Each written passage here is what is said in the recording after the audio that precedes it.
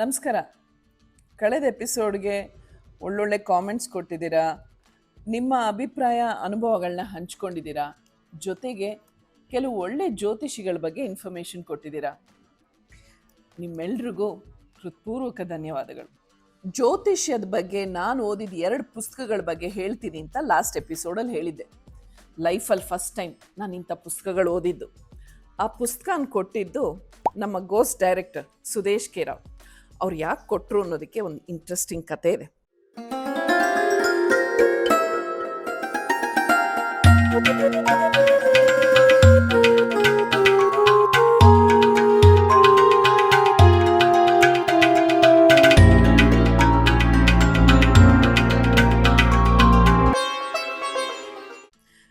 ಇತ್ತೀಚೆಗೆ ನಾನು ಒಬ್ಬರು ಮನೆಗೆ ಫಂಕ್ಷನ್ಗೆ ಹೋಗಿದ್ದೆ. ಅಲ್ಲಿ ಒಬ್ಬರು ಬಂದು ನನ್ನನ್ನು ಭೇಟಿ ಮಾಡಿದ್ರು. ಹೀಗೆ ಮಾತಾಡ್ತಾ ಅವ್ರು ಹೇಳಿದ್ರು, ಅವರು ಫೇಸ್ ರೀಡಿಂಗ್ ಮಾಡ್ತಾರೆ, ಆಮೇಲೆ ಅದೇ ಭವಿಷ್ಯದ ಬಗ್ಗೆ ಎಲ್ಲ ಪ್ರಿಡಿಕ್ಟ್ ಮಾಡ್ತಾರೆ ಅಂತ. ಹೀಗೆ ಇನ್ನೊಂದು ಸ್ವಲ್ಪ ಮಾತಾಡ್ತಾ ಅವರೊಂದು 2 ಪಾಯಿಂಟ್ಸ್ ಹೇಳಿದ್ರು. ಅದು ಕೇಳಿ ನನಗೆ ಆಶ್ಚರ್ಯ ಆಗೋಯ್ತು. ಅರೆ, ಇವ್ರಿಗೆ ಹೇಗಪ್ಪ ಇದೆಲ್ಲ ಗೊತ್ತು ಅಂತ. ಆಮೇಲೆ ನನಗೂ ಒಂಚೂರು ಕ್ಯೂರಿಯಾಸಿಟಿ ಶುರುವಾಯಿತು. ಏನೋ ನಾನೊಂದೆರಡು ಪ್ರಶ್ನೆ ಕೇಳಿದೆ, ಅದನ್ನು ಹೇಳಿದ್ರು. ಅದು ಕರೆಕ್ಟಾಗಿತ್ತು. ಹೀಗೆ ಮಾತಾಡ್ತಾ ನನಗೊಂಥರ ಐ ವಾಸ್ ಟೋಟ್ಲಿ ಮೆಸ್ಮರೈಸ್ಡ್. ಏನು ಇವರು ಎಲ್ಲ ಇಷ್ಟು ಕರೆಕ್ಟಾಗಿ ಹೇಳ್ತಾ ಇದ್ದಾರೆ ಅಂತ. ಆಮೇಲೆ ಇನ್ನೊಂದು ಸ್ವಲ್ಪ ಮಾತುಕತೆ ಆದಮೇಲೆ ಅವರು ನನಗೆ ಹೇಳಿದ್ರು, ನಾನು ನಿಮಗೊಂದು ಸಜೆಷನ್ ಕೊಡ್ತೀನಿ, ಅದು ಮಾಡಿ ನಿಮಗಿನ್ನೂ ಒಳ್ಳೆಯದಾಗತ್ತೆ. ಏನು ಅಂತಂದಾಗ ಅವರೊಂದು ನನ್ನ ಡೇಟ್ ಆಫ್ ಬರ್ತು, ಜಾತಕ, ನನ್ನ ರಾಶಿ, ನಕ್ಷತ್ರ ಅದೆಲ್ಲ ಕೇಳಿಬಿಟ್ಟು ಈ ಥರದೊಂದು ಸ್ಟೋನ್ ಹಾಕ್ಕೊಳ್ಳಿ, ನಿಮಗಿನ್ನೂ ತುಂಬ ಒಳ್ಳೆಯದಾಗತ್ತೆ ಅಂತಂದರು. ಓಕೆ ನಾನು ಒಪ್ಕೊಂಡೆ. ಯಾಕೆಂದರೆ ಇನ್ನೂ ಒಳ್ಳೆಯದಾಗತ್ತೆ ಅಂದರೆ ಒಂದು ಆ ಪಾಸಿಟಿವಿಟಿ ಬರುತ್ತಲ್ಲ, ಸರಿ ಅಂತಂದೆ. ಆಮೇಲೆ ಅವರೇ ನನ್ನ ಪರವಾಗೆಲ್ಲ ಆರ್ಡರ್ ಮಾಡಿದ್ರು. ಮನೆಗೆ ಬರೋ ಅಷ್ಟೊತ್ತಿಗೆ ಆ ಸ್ಟೋನು ಎಲ್ಲ ಬಂದಿತ್ತು. ಅವ್ರು ಹೇಳಿದ್ರು, ಓಕೆ, ಮನೆಯಲ್ಲಿ 1-2 ದಿನ ಈ ಸ್ಟೋನ್ ಇಟ್ಕೊಂಡಿರಿ, ಅಬ್ಸರ್ವ್ ಮಾಡಿ ಅಂತ. ಸೊ ನಾನು ಒಂಥರ ಫುಲ್ ಪಾಸಿಟಿವ್ ಆಗಿದ್ದೆ. ಸರಿ ಅಂತಂದೆ. ದೇವ್ರ ಹತ್ರ ಆ ಸ್ಟೋನ್ನ ಇಟ್ಟಿದ್ದೆ. ಒಂದು 2-3 ದಿನ ಆಗತ್ಲು ನನಗೆ ಟೋಟಲಿ ಮರ್ತೇ ಹೋಯಿತು ಅದನ್ನು ದೇವ್ರ ಹತ್ರ ಇಟ್ಟಿದ್ದೀನಿ ಅಂತ. ನನ್ನ ಪಾಡಿಗೆ ನಾನಿದ್ದೆ. ಆಮೇಲೆ ಇದ್ದಕ್ಕಿದ್ದಂಗೆ ಐ ಥಿಂಕ್ 1 ವಾರನೋ 10 ದಿನ ಆದಮೇಲೆ ಸಡನ್ನಾಗಿ ಜ್ಞಾಪಕ ಬಂತು. ಅಯ್ಯೋ ಹೌದು, ಅವರು ಸ್ಟೋನ್ ಹೇಳಿದ್ರಲ್ಲ, ನಾನು ಅಲ್ಲೇ ಇಟ್ಟಿದ್ದೀನಿ, ಅದು ಮರ್ತೇ ಹೋಗಿದ್ದೀನಿ ಅಂತ. ಅವ್ರು ಏನು ಹೇಳಿದ್ರು, 1-2 ದಿನ ಇಟ್ಟು ಅಬ್ಸರ್ವ್ ಮಾಡಿಬಿಟ್ಟು ಆಮೇಲೆ ಅದನ್ನು ಚಿನ್ನದಲ್ಲಿ ಮಾಡಿಸಿ ಉಂಗುರ ಹಾಕ್ಕೊಳ್ಳಿ ಅಂತ. ಮರ್ತೇ ಹೋದ್ನಲ್ಲ ಅಂತ ನಾ ಸ್ಟೋನ್ನ ತೊಗೊಂಡೆ. ಆಮೇಲೆ ಸ್ವಲ್ಪ ಯೋಚನೆ ಮಾಡಿದೆ, ಈ ಗ್ಯಾಪಲ್ಲಿ ಅಂದರೆ ಅವ್ರು ಹೇಳಿದಾಗ್ಲಿಂದ ಅಲ್ಲಿವರೆಗೂ ಏನೇನಾಗಿತ್ತು, ಏನಾದರೂ ಇಂಪ್ರೂವ್ಮೆಂಟ್ಸ್ ಆಯಿತಾ, ಏನು ಪಾಸಿಟಿವ್ ಆಗಾಯಿತು ಅಂತೆಲ್ಲ ಯೋಚನೆ ಮಾಡಿದೆ. ಅಂಥದ್ದು ಏನೂ ನನಗೆ ಅನ್ನಿಸ್ಲಿಲ್ಲ. ಆಮೇಲೆ ನಾನೇ ಅಂದ್ಕೊಂಡೆ, ನಾನು ಮರ್ತೋಗಿದ್ದೆ, ಸೊ ನಾನು ಅಬ್ಸರ್ವೇ ಮಾಡಿಲ್ಲ, ಸೊ ಹಾಗಾಗಿ ನನಗೆ ಗೊತ್ತಿಲ್ಲ ಅಂತ. ಸರಿ, ಅವ್ರು ಹೇಳಿದಾರಲ್ವ ಇದನ್ನು ಚಿನ್ನದಲ್ಲಿ ಮಾಡಿಸಿ ಹಾಕ್ಕೊಳ್ಳಿ ಅಂತ. ಸೊ ನಾನು ಜ್ಯುವೆಲ್ಲರ್ ಹತ್ರ ಹೋದೆ. ಸೊ ಹೋಗ್ಬಿಟ್ಟು ಹೇಳಿದೆ, ಈ ಥರ ನನಗೆ ಹಿಂಗೆ ಹೇಳಿದ್ದಾರೆ, ಉಂಗುರ ಮಾಡಿಕೊಡಿ ಅಂತ. ಅವ್ರು ಕೇಳಿದ್ರು, ನಿಮ್ಗೆ ಕರೆಕ್ಟಾಗಿ ಗೊತ್ತು ತಾನೇ, ಎಲ್ಲ ನೋಡಿದ್ದೀರಾ, ಯಾಕೆಂದರೆ ಕರೆಕ್ಟಾಗಿ ಹಾಕ್ಕೋಬೇಕು, ಅದೆಲ್ಲ ವಿಚಾರಿಸಿ ಮಾಡಿ ಎಲ್ಲ ಸರಿಯಾಗಿ ತಿಳ್ಕೊಂಡು ಹಾಕೋಬೇಕು, ಇಲ್ಲದಿದ್ರೆ ಒಂದೊಂದ್ಸತಿ ಉಲ್ಟಾ ಆಗುತ್ತೆ, ನೆಗೆಟಿವ್ ಆಗ್ಬೋದು ಅಂತ. ಇಲ್ಲಪ್ಪ, ಅವರೆಲ್ಲ ಕರೆಕ್ಟಾಗಿ ಹೇಳಿದ್ದಾರೆ, ಮಾಡಿಕೊಡಿ ಅಂತಂದೆ. ಆಯಿತು ಅಂತ ಉಂಗುರ ಎಲ್ಲ ರೆಡಿ ಆಯಿತು. ಬಟ್ ಎಲ್ಲೋ ಒಂದು ಕಡೆ ಆ ಉಂಗುರ ತೊಗೊಂಡು ಬಂದಮೇಲೆ ಒಂಥರ ನನ್ನ ಮನಸ್ಸಲ್ಲೇ ಒಂದು ಗೊಂದಲ, ಒಂಥರ ಕನ್ಫ್ಯೂಷನ್ನು, ಒಂಥರ ಭಯ. ಏನಪ್ಪ ಇವ್ರು ಹಿಂಗೆ ಹೇಳಿಬಿಟ್ರು, ಅವ್ರು ನೋಡಿದ್ರೆ ಎಲ್ಲ ಒಳ್ಳೇದಾಗತ್ತೆ ಹಾಕೋ ಅಂತಂದರು, ಇವ್ರು ನೋಡಿದ್ರೆ ಯೋಚನೆ ಮಾಡಿ ಹಾಕ್ಕೊಳ್ಳೋದಕ್ಕೆ ಮುಂಚೆ ಅಂತೆಲ್ಲ ಈ ಜ್ಯುವೆಲ್ಲರ್ ಹಿಂಗೆ ಹೇಳಿದ್ರಲ್ಲ ಅಂತ. ನನ್ನ ಮನಸ್ಸಲ್ಲೇ ಒಂಥರ ಕನ್ಫ್ಯೂಷನ್ನು, ಟೆನ್ಷನ್ನು, ಆ್ಯಂಗ್ಸೈಟಿ ಎಲ್ಲ. ಅದಕ್ಕೆ ಸರಿಯಾಗಿ ಕೋಇನ್ಸಿಡೆನ್ಸೋ ಏನೋ ಗೊತ್ತಿಲ್ಲ, ಯಾವುದೋ 1-2 ವಿಚಾರ ಫುಲ್ಲು ನನಗೆ ಉಲ್ಟಾ ಹೊಡಿತು, ಫುಲ್ ನೆಗೆಟಿವ್. ನನಗೆ ಹೆದರಿಕೆ ಆಗೋಯ್ತು. ಅಯ್ಯೋ ಬೇಡಪ್ಪ, ಒಳ್ಳೇದಾಗದೇ ಇದ್ರೂ ಪರವಾಗಿಲ್ಲ, ಈ ಥರ ನೆಗೆಟಿವ್ ಏನೂ ಆಗಬಾರ್ದು, ಏನೂ ಉಲ್ಟಾ ಆಗಬಾರ್ದು, ಇದ್ಯಾತಕ್ಕೆ ಬೇಕು ನನಗೆ, ಬೇಡ ಅಂತ ನಾನು ಡಿಸೈಡ್ ಮಾಡಿಬಿಟ್ಟೆ. ಏನು ಮಾಡಿದ್ರು ನಾನು ಇನ್ನೊಂದು ಚಾನ್ಸ್ ಕೊಡೋಕ್ಕೂ ರೆಡಿ ಇಲ್ಲ. ಇಟ್ಕೊಂಡು ನೋಡೋಣ, ಸರಿ ಹೋಗ್ಬೋದು, ಅಥವಾ ಏನಾದರೂ ಪಾಸಿಟಿವ್ ಆಗಿ ಆಗ್ಬೋದು ಅಂತ. I was not at all convinced. ಬೇಡ ಅಂತ ಅಂದ್ಬಿಟ್ಟು ಹೋಗಿ ಅದನ್ನು ವಾಪಸ್ ಕೊಟ್ಬಿಟ್ಟು ಬಂದ್ಬಿಟ್ಟೆ. ಕೊಟ್ಬಿಟ್ಟು ಬಂದಮೇಲೂ ಐ ವಾಸ್ ಸ್ಟಿಲ್ ಒಂಥರ ಏನಂತಾರೆ, ಒಂದು ಕನ್ಫ್ಯೂಷನ್ ಅದೆಲ್ಲ. ಅಷ್ಟೊತ್ತಿಗೆ ನಮ್ಮ ಡೈರೆಕ್ಟ್ರ್ ಬಂದರು. ಹೀಗೆ ಈ ಯೂಟ್ಯೂಬ್ದೆಲ್ಲ ಶೂಟ್ ಮಾಡಬೇಕಲ್ಲ, ಅದು ಬಂದಾಗ ಸಡನ್ನಾಗಿ ನೋಟಿಸ್ ಮಾಡಿದೆ. ಅವ್ರು ಯಾವಾಗಲೂ ಹಾಕ್ಕೊಂಡಿರ್ತಾರೆ, ಅವ್ರ ಕೈಯಲ್ಲೂ ಒಂದು 3-4 ಬೇರೆ ಬೇರೆ ಕಲ್ಲಿನ ಉಂಗುರ ಎಲ್ಲ ಇದೆ. ಹೌದು, ಇವ್ರು ಹಾಕ್ಕೋತಾರಲ್ಲ, ಇವ್ರನ್ನ ಕೇಳೋಣ ಅಂತ ಕೇಳಿದೆ. ನೀವು ಈ ಕಲ್ಲಿನ ಉಂಗುರ ಎಲ್ಲ ಹಾಕ್ಕೊಂಡಿದ್ದೀರಲ್ಲ, ಯಾತಕ್ಕೆ, ಇದರ ಏನು, ಇದ್ರದ್ದು ಬೆನಿಫಿಟ್ ಏನು ಅಂತೆಲ್ಲ ಯಾಕೆ ಕೇಳ್ತಾ ಇದ್ದೀರಾ ಅಂದರು. ಅದು ಹಿಂಗೆ ಅಂತ ಅಂದ್ಬಿಟ್ಟು ಈ ಫುಲ್ಲು ಕತೆ ಇನ್ ಡೀಟೇಲಾಗಿ ಎಲ್ಲ ಹೇಳಿದೆ. ಅದಕ್ಕೆ ಅವ್ರು ಏನಂದ್ರು ಗೊತ್ತಾ, ನೋಡಿ, ಈ ಕಲ್ಲುಗಳು ಒಳ್ಳೇದು ಮಾಡುತ್ತೋ ಅಥವಾ ಕೆಟ್ಟದ್ದು ಮಾಡುತ್ತೋ ಅದು ಗೊತ್ತಿಲ್ಲ, ಆದರೆ ನಿಮ್ಮ ಮೈಂಡ್ ಅಂತೂ 2 ಥರನೂ ಹೋಗ್ತಾ ಇದೆ. ಅವ್ರು ಹೇಳಿದ್ರು ಎಲ್ಲ ಒಳ್ಳೇದಾಗತ್ತೆ ಅಂತ ಆ ಥರನೂ ಥಿಂಕ್ ಮಾಡ್ತಾ ಇದ್ದೀರಾ, ಇವ್ರು ಹೇಳಿದ್ರು ಯೋಚನೆ ಮಾಡಿ ಸರಿ ಹೋಗುತ್ತೋ ಇಲ್ವೋ ಅಂತ ಹಾಗೂ ಥಿಂಕ್ ಮಾಡ್ತಾ ಇದ್ದೀರಾ. ಸೊ ಎಲ್ಲ ಇರೋದು ಇಲ್ಲಿ ನಿಮ್ಮ ತಲೆಯಲ್ಲಿ ಅಂತಂದರು. ಅವಾಗಲೇ ಅವರು ಈ ಪುಸ್ತಕನ ಕೊಟ್ಟರು, ಓದಿ ಅಂತ. ಆ್ಯಕ್ಚುಲಿ ಯಾತಕ್ಕೆ ಗೊತ್ತಾ, ಅವರು ಇದೆಲ್ಲ ಎಕ್ಸ್ಪ್ಲೇನ್ ಮಾಡಿದಾಗಲೂ ನಂಗೆ ಕನ್ವಿನ್ಸ್ ಆಗಲೇ ಇಲ್ಲ. ನನಗೆ I was not very happy with his answer. ಅದಕ್ಕೆ ಆವಾಗ ಈ ಪುಸ್ತಕ ಕೊಟ್ಟರು, ಓದಿ ಅಂತ. ನಾನು ಓದಿದ ಮೊದಲನೇ ಪುಸ್ತಕ ಫಲಜ್ಯೋತಿಷ್ಯ ನಂಬುವೀರ. ಇದನ್ನು ಬರೆದವರು ಡಾಕ್ಟರ್ ಎಸ್ ಬಾಲಚಂದರ್ ರಾವ್. ಇದು ಫಸ್ಟ್ ಪಬ್ಲಿಷ್ ಆಗಿದ್ದು 2000ರಲ್ಲಿ, ಅಂದರೆ ಒಂದು 25-26 ವರ್ಷ ಆಗಿದೆ. ಇವರು ಮ್ಯಾಥ್ಸ್ ಲೆಕ್ಚರರ್, ನಮ್ಮ ಬೆಂಗಳೂರು ನ್ಯಾಷನಲ್ ಕಾಲೇಜಲ್ಲಿ ಪ್ರಿನ್ಸಿಪಲ್ ಆಗಿದ್ದರು. ಇದರಲ್ಲಿ ನಕ್ಷತ್ರ, ಗ್ರಹ, ಕುಂಡಲಿ ಇದೆಲ್ಲದರ ಬಗ್ಗೆ ಡೀಟೇಲಾಗಿ ಬರೆದಿದ್ದಾರೆ. ಜೊತೆಗೆ ನಮ್ಮ ದಕ್ಷಿಣದ ಪದ್ಧತಿ, ಉತ್ತರದ ಪದ್ಧತಿ, ಪಾಶ್ಚಿಮಾತ್ಯ ಪದ್ಧತಿ ಇದ್ರ ಬಗ್ಗೆನೂ ಹೇಳಿದ್ದಾರೆ. ಶ್ರೀಕೃಷ್ಣ ಪರಮಾತ್ಮನ ಜಾತಕನೂ ಬರೆದಿದ್ದಾರೆ. ರಾಶಿ ಚಕ್ರ, ಭಾರತೀಯ ರಾಷ್ಟ್ರೀಯ ಕ್ಯಾಲೆಂಡರ್, ಜಾತಕವೆಂದರೇನು, ರಾಶಿಗಳ ಗುಣಲಕ್ಷಣಗಳು, ಗ್ರಹಗಳ ಗುಣಲಕ್ಷಣಗಳು, ರವಿ ರಾಶಿ ಭವಿಷ್ಯ, ಭಾರತೀಯ ಜ್ಯೋತಿಷ್ಯ ಶಾಸ್ತ್ರದ ಪ್ರಕಾರ, ಪಾಶ್ಚಾತ್ಯ ಜ್ಯೋತಿಷ್ಯ ಶಾಸ್ತ್ರದ ಪ್ರಕಾರ, ಬೇರೆ ಬೇರೆ ರಾಶಿಗಳಲ್ಲಿ ಲಗ್ನದ ಪರಿಣಾಮ, ಮುಖ್ಯ ಕೂಟಗಳು, ಶುಭಕೂಟಗಳು, ದುಷ್ಟಕೂಟಗಳು, ಶ್ರೀರಾಮನ ಜಾತಕ. ಫಲಜ್ಯೋತಿಷ್ಯ ಶಾಸ್ತ್ರಕ್ಕೆ ವಿಜ್ಞಾನಿಗಳ ಆಕ್ಷೇಪ. ಮನಃಶಾಸ್ತ್ರ ತಜ್ಞರು ಫಲಜ್ಯೋತಿಷ್ಯವನ್ನು ಖಂಡಿಸುತ್ತಾರೆ. ಫಲಜ್ಯೋತಿಷ್ಯವು ಕಾನೂನು ಬಾಹಿರ. ಫಲಜ್ಯೋತಿಷಿಗಳು 1971ರ ಚುನಾವಣೆಯಲ್ಲಿ ಸೋತರು. ಫಲಜ್ಯೋತಿಷಿಗಳ ಪಟಾಕಿಗಳೆಲ್ಲ ಟುಸ್ ಎಂದವು. ಭಾರತೀಯ ಜ್ಯೋತಿಷ್ಯ ಶಾಸ್ತ್ರದ ಮೂಲ ಶಕುನಗಳು ಮತ್ತು ನಕ್ಷತ್ರ ವಿದ್ಯೆ, ಜಾತಕ, ಗ್ರೀಕರ ಪ್ರಭಾವ ಮತ್ತು ರಾಶಿಗಳು, ಗ್ರಹಗಳ ಪ್ರಸ್ತಾವನೆ, ವಾರದ ದಿನಗಳು.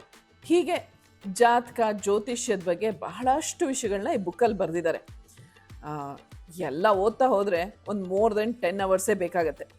ಆದರೆ ಓವರಾಲ್ ಒಂದು ಇಂಟ್ರೆಸ್ಟಿಂಗ್ ಅಥವಾ ತುಂಬ ಇಂಪಾರ್ಟೆಂಟ್ ಪಾಯಿಂಟ್ಸ್ ಹೇಳೋದಾದರೆ, ಭಾರತೀಯ ಫಲಜ್ಯೋತಿಷ್ಯದಲ್ಲಿ ಉಲ್ಲೇಖಿಸಿರುವ 9 ಗ್ರಹಗಳ ಪೈಕಿ 4 ಗ್ರಹಗಳೇ ಅಲ್ಲ. ಸೂರ್ಯ ಒಂದು ನಕ್ಷತ್ರವಾಗಿದ್ದರೆ ಚಂದ್ರ ಭೂಮಿಯ ಒಂದು ಉಪಗ್ರಹ.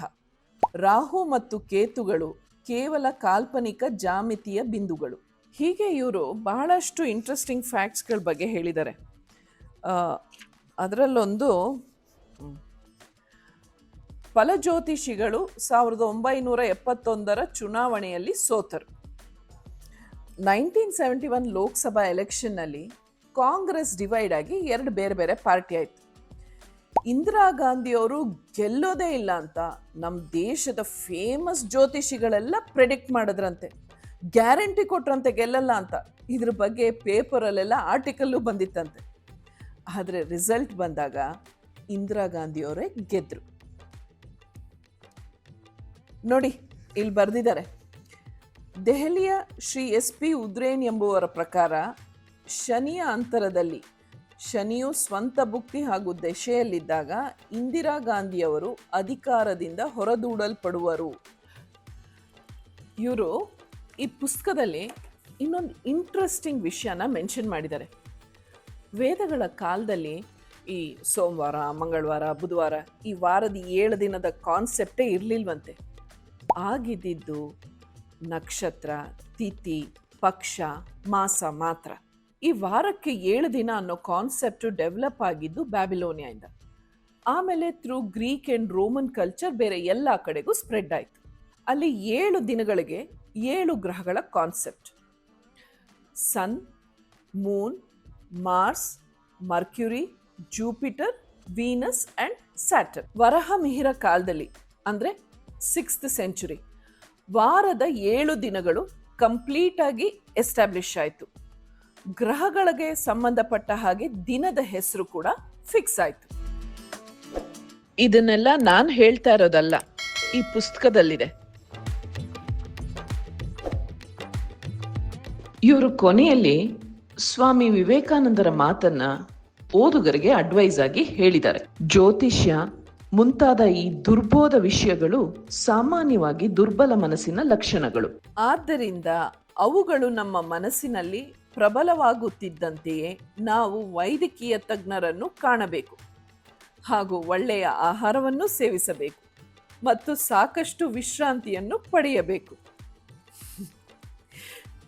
ಇದಿಷ್ಟು ಈ ಬುಕ್ಕಲ್ಲಿ ಇರೋದು. ಈ ಪುಸ್ತಕನ ಓದಿದ್ಮೇಲೆ ಈ ಜಾತಕ ಜ್ಯೋತಿಷ್ಯದ ಸವಾಸನೇ ಬೇಡ ಅನ್ಸ್ಬಿಡುತ್ತೆ. ಆದರೆ ಇದಕ್ಕೆ ವಿರುದ್ಧವಾಗಿ ಅಂದರೆ ಆಪೋಸಿಟ್ ಆಗಿ ಇನ್ನೊಂದು ಬುಕ್ ಇದೆ, ಇದ್ರ ಬಗ್ಗೆ ಹೇಳ್ತೀನಿ. ಭವಿಷ್ಯ ಪುರಾಣಂ ಭಾಗ 1 ಭಾಗ 2. ಇದು ಶ್ರೀ ವೇದವ್ಯಾಸ ಪ್ರಣೀತವಾದ ಭವಿಷ್ಯ ಪುರಾಣಂ. ಸಂಪಾದಕರು ಪಂಡಿತ್ ಪಂಡರೀನಾಥಾಚಾರ್ಯ ಗಲಗಲಿ. ಅನುವಾದಕರು ನ್ಯಾಯ ವೇದಾಂತ ವಿದ್ವಾನ್ ಎಸ್ ಭೀಮಾ ಭಟ್ಟರು. ಪ್ರಕಾಶಕರು ಶ್ರೀ ವೈಭವಲಕ್ಷ್ಮಿ ಪ್ರಕಾಶನ. ಭಗವಾನ್ ಶ್ರೀ ವೇದವ್ಯಾಸರು ರಚನೆ ಮಾಡಿರೋ 18 ಪುರಾಣಗಳಲ್ಲಿ ಭವಿಷ್ಯ ಪುರಾಣ ಸಾತ್ವಿಕ ಪುರಾಣ ಅಂತ ಕನ್ಸಿಡರ್ ಮಾಡ್ತಾರೆ. ಇದರಲ್ಲಿ ಒಂದು 25,000 ಪದ್ಯ, ಕತೆ, ಉಪಕತೆ, ವ್ರತ ನಿಯಮ, ಸೃಷ್ಟಿ, ಸ್ಥಿತಿ, ಜ್ಯೋತಿಷ್ಯ ಚಕ್ರ, ಆಚಾರ, ವಿಚಾರ, ದೇವತಾ ಉಪವಾಸನ ಕ್ರಮ, ಹೀಗೆ ಸಾಕಷ್ಟು ವಿಷಯಗಳು ಇದರಲ್ಲಿದೆ. ಮೊದಲು 50,000 ಶ್ಲೋಕಗಳಿತ್ತಂತೆ. ಇವ್ರಿಗೆ ಸಿಕ್ಕಿರೋದು ಒಂದು 26,000 ಚಿಲ್ಲರೆ ಶ್ಲೋಕಗಳು. ಇದು ಮೊದಲು ಮದ್ರಾಸ್ ಅಡಿಯಾರ್ ಲೈಬ್ರರಿ, ಕಲ್ಕತ್ತಾದ ನ್ಯಾಷನಲ್ ಲೈಬ್ರರಿ, ಕಾಶಿ ಪಟ್ಟಣದ ಪುರಾಣ ಪ್ರತಿಷ್ಠಾನ, ಭಾರತೀ ವಿದ್ಯಾಭವನದ ಗ್ರಂಥ ಭಂಡಾರ, ಬರೋಡಾ ಓರಿಯೆಂಟಲ್ ಗ್ರಂಥ ಭಂಡಾರ, ಹೀಗೆ ಎಲ್ಲ ಕಡೆಯಿಂದ ಕಲೆಕ್ಟ್ ಮಾಡಿ ಫೈನಲ್ ಸ್ಕ್ರಿಪ್ಟ್ನ ಬರೆದಿದ್ದಾರೆ. ಇದರಲ್ಲಿ ನನಗೆ ಇಂಟ್ರೆಸ್ಟಿಂಗ್ ಏನು ಅನಿಸಿದ್ದು ಅಂದರೆ, ಕಲಿಯುಗದಲ್ಲಿ ಏನೇನು ನಡೆಯುತ್ತೆ ಅಂತ ಆಗಲೇ ಪ್ರೆಡಿಕ್ಟ್ ಮಾಡಿದ್ದಾರೆ, ಆಗಲೇ ಬರೆದಿದ್ದಾರೆ. ಆದರೆ ಕೆಲವೊಂದು ಇನ್ಸಿಡೆಂಟ್ಗಳು ನಡೆದ ಮೇಲೆ ಓ ಇದೇ ಅಲ್ವಾ ಬರ್ದಿರೋದು ಅಂತ ಆಮೇಲೆ ಅರ್ಥ ಆಗಿದೆಯಂತೆ. ಕಲಿಯುಗದಲ್ಲಿ ಯಾವ್ಯಾವ ರಾಜವಂಶರು ಬರ್ತಾರೆ, ಯಾವ್ಯಾವ ರಾಜರು ಯಾವ ಕಾಲದಲ್ಲಿ ಯಾವ ಪ್ರದೇಶನ ಆಳ್ತಾರೆ ಅಂತೆಲ್ಲ ಮೆನ್ಷನ್ ಮಾಡಿದ್ದಾರೆ. ಇನ್ನೂ ಥ್ರಿಲ್ಲಿಂಗ್ ಅನ್ಸೋದೇನು ಗೊತ್ತಾ, ಆಗ್ಲೇ ಅಲ್ಲಾಹು ಬಗ್ಗೆ, ಯೇಸು ಬಗ್ಗೆ, ಮೊಹಮ್ಮದ್ ಪೈಗಂಬರ್ ಅವ್ರ ಬಗ್ಗೆ, ಅಷ್ಟೇ ಅಲ್ಲ ನಮ್ಮ ದೇಶನ ವಿಕ್ಟೋರಿಯಾ ಆಳ್ತಾರೆ ಅಂತ ಆಗಲೇ ಬರೆದಿದ್ದಾರೆ. ಇಲ್ಲಿ ವಿಕ್ಟೋರಿಯಾ ಅಂತಲ್ಲ, ವಿಕಟವತಿ ಅಂತಿದೆ. ಹೆಸರು ಒಂಚೂರು ಆಚೆ ಈಚೆ ಬದಲಾವಣೆ ಇದೆ ಅಷ್ಟೆ. ಈಗ ನೀವೇ ಹೇಳಿ, ಇದೆಂಥ ಅದ್ಭುತ ಅಲ್ವಾ? ಭವಿಷ್ಯ ಅಥವಾ ಫ್ಯೂಚರ್ನ ಪ್ರೆಡಿಕ್ಟ್ ಮಾಡೋ ವಿದ್ಯೆ ಅಥವಾ ಶಾಸ್ತ್ರ ನಮ್ಮಲ್ಲಿ ಆಗ್ಲಿಂದನೂ ಇದೆ. ಆದರೆ ತಿಳಿದವರು ಹಿರಿಯರು ಎಲ್ಲ ಏನು ಹೇಳ್ತಾರೆ ಅಂದರೆ, ವೇದದಲ್ಲಿ ಜ್ಯೋತಿಷ್ಯ ಇದೆ, ಆದರೆ ಇವತ್ತು ನಾವು ನೋಡೋ ಈ ಡೈಲಿ ಹಾರೋಸ್ಕೋಪ್ ಸ್ಟೈಲ್ ಅಲ್ಲ, ಇದನ್ನು ವೇದಾಂಗ ಜ್ಯೋತಿಷ್ಯ ಅಂತ ಹೇಳ್ತಾರಂತೆ. ಇದರಿಂದ ಏನು ಅರ್ಥ ಆಗತ್ತೆ ಅಂದರೆ, ಭವಿಷ್ಯನ ಹೇಳೋದಕ್ಕಿಂತ ಹೆಚ್ಚು ಕಾಲನ ಅರ್ಥ ಮಾಡ್ಕೊಳ್ಳೋ ಸಾಧನ. ವೇದಗಳು ಗ್ರಹಗಳನ್ನು ದೇವ್ರ ಹಾಗೆ ಕಾಣುತ್ತೆ, ಪ್ರಕೃತಿಯ ಭಾಗವಾಗಿ ನೋಡುತ್ತೆ. ಆದರೆ ನಮ್ಮ ಜೀವನನ ಸಂಪೂರ್ಣವಾಗಿ ಕಂಟ್ರೋಲ್ ಮಾಡುತ್ತೆ ಅಂತ ಎಲ್ಲೂ ಸ್ಪಷ್ಟವಾಗಿ ಹೇಳಲ್ಲ. ಸೊ ಇದೆಲ್ಲದರಿಂದ ನನಗೆ ಅರ್ಥ ಆಗಿದ್ದೇನು ಅಂದರೆ, ಜ್ಯೋತಿಷ್ಯ ಒಂದು ಸಾಧನ, ಆದರೆ ಅದೇ ಅಲ್ಟಿಮೇಟ್ ಅಲ್ಲ. ಹಾಗೆ ಗ್ರಹಗಳು ನಮ್ಮನ್ನು ಇನ್ಫ್ಲುಯೆನ್ಸ್ ಮಾಡ್ಬೋದು, ಆದರೆ ಕಂಟ್ರೋಲ್ ಮಾಡಲ್ಲ. ಯಾರಾದರೂ ಜ್ಯೋತಿಷಿಗಳು ನಿಮಗೆ ವಿದೇಶ ಪ್ರವಾಸ ಯೋಗ ಇದೆ ಅಂತ ಹೇಳಿದ್ರೆ ನೀವು ಹೋಗ್ಬಿಡೋಕ್ಕಾಗತ್ತಾ? ಹಾಗಲ್ಲ. ಅದಕ್ಕೆ ನೀವು ಎಲ್ಲ ತಯಾರಿಗಳು ಮಾಡ್ಕೋಬೇಕು. ಮೊದಲು ಪಾಸ್ಪೋರ್ಟ್ ಮಾಡ್ಕೋಬೇಕು, ವೀಸಾಗೆ ಅಪ್ಲೈ ಮಾಡಬೇಕು, ಟಿಕೆಟ್ ಬುಕ್ ಮಾಡಬೇಕು, ಆಮೇಲೆ ನೀವು ಹೋಗೋಕ್ಕಾಗೋದು.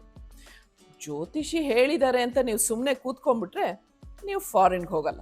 ನಾವು ಜ್ಯೋತಿಷರ ಹತ್ರ ಜಾತಕ ತೊಗೊಂಡು ಯಾವಾಗ ಹೋಗ್ತೀವಿ ಹೇಳಿ? ನಮಗೇನಾದರೂ ಸಮಸ್ಯೆ ಇದ್ದಾಗ, ಕಷ್ಟ ಬಂದಾಗ ಅಥವಾ ಕನ್ಫ್ಯೂಷನ್ ಆದಾಗ. ನನ್ನ ಪ್ರಕಾರ ಜ್ಯೋತಿಷಿ ಒಬ್ಬ ಸೈಕ್ಯಾಟ್ರಿಸ್ಟ್ ಇದ್ದ ಹಾಗೆ. ನಮ್ಮ ಸಮಸ್ಯೆನೆಲ್ಲ ಕೇಳಿಸ್ಕೊಂಡು ಪರಿಹಾರ ಸೂಚಿಸೋರು. ಅವರು ಪರಿಹಾರನ ಸೂಚಿಸ್ತಾರಷ್ಟೇ, ಪರಿಹರಿಸ್ಕೋಬೇಕಾದವರು ನಾವೇ. ಜ್ಯೋತಿಷ್ಯ ನಂಬಬೇಕು ನಂಬಾರ್ದು ಅಂತ ಹೇಳೋದಕ್ಕೆ ನಾನು ಯಾರೂ ಅಲ್ಲ. ನಾನು ಇಲ್ಲಿ ಶೇರ್ ಮಾಡ್ಕೊಂಡಿದ್ದು ನನ್ನ ಅನುಭವ. ನನ್ನ ಅನುಭವ ನಿಮ್ಮ ಅನುಭವ ಆಗಬೇಕು ಅನ್ನೋದೇನಿಲ್ಲ. This is journey of life positively with smiles and love.